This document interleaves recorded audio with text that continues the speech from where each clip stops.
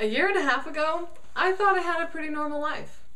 I ate a healthy diet while living with my parents, a diet that included quinoa, 16-grain bread, celery, carrots, squash, spinach, and kale, or as I call it, kelp. I pretty much ate this way because it's what was available, with one major exception. I love my sweets. And when I studied abroad in Europe a year ago with no parental guidance, my affinity for sweets went wild and changed my life forever.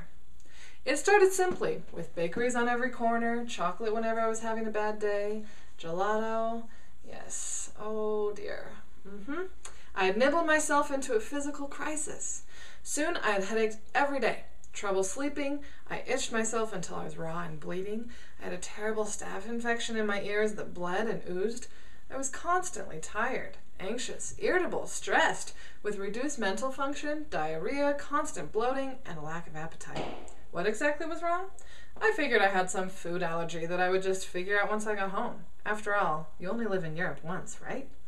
Well, lucky for me, I did only live in Europe once, because after months of experimenting with removing various foods from my diet, I found myself, at last, in the doctor's office. I learned that I had what 25% of Americans suffer from, Candida yeast overgrowth. What is that? According to immunology researcher Melissa Macris, the average person has about 4 pounds of microorganisms in their intestinal tract. And most of these bacteria are good. They help protect the body and its various systems. However, the good bacteria are destroyed as we consume too many processed foods or too much sugar, and the bad bacteria overcome the good. Sugar is an umbrella term that also includes foods that turn quickly into sugar, such as white rice, white flour, pasta, and fruit. Other foods that these bacteria feed on include anything that has undergone a fermentation process, which of course includes cheese, vinegar, peanuts, and yeast. In addition to the symptoms I had, you might also experience any of the following. Ready? Bad breath, irritable bowel syndrome, rectal itching, colitis, heartburn, acid reflux, indigestion, anxiety, depression, unexplained fatigue, low sex drive, infertility, rashes, adrenal fatigue, low body temperature, bladder infections, vaginal infections, asthma, allergies, leaky gut syndrome, chronic cold symptoms, type 2 diabetes, and reduced memory and brain function. How does that sound right before finals? Each of us runs the risk of Candida overgrowth with diets too high in sugar. According to the United States Department of Agriculture, the average American consumes 156 pounds of sugar every year. That's 31 5-pound bags of sugar. Clearly, sugar consumption is a major issue. You may be thinking, well, I didn't eat my way through Europe like Lucy here. But think, what did you have for breakfast? For snacks? What was the last thing you bought out of the vending machines? We think we're in the clear without addicting drugs and alcohol as a regular part of our lifestyle. But we have created our own addiction, which has become an epidemic at BYU.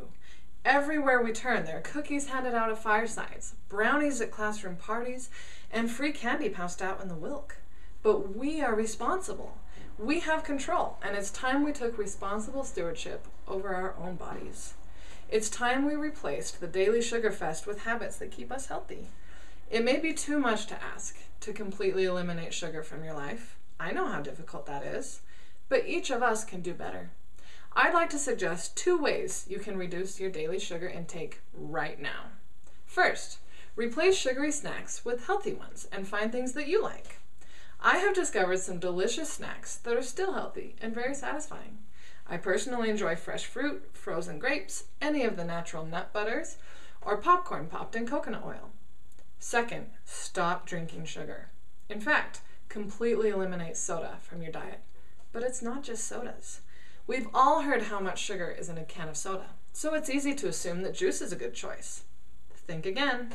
A 16-ounce bottle of Minute Maid orange juice has more sugar than a slice of German chocolate cake. That's also about the same amount of sugar that is in root beer and 7-Up. Believe it or not, sugar is controlling our nation. It terrifies me that something so small can control how I function and how I feel. I've been almost entirely sugar-free for 9 months now, and I feel better than I have in years.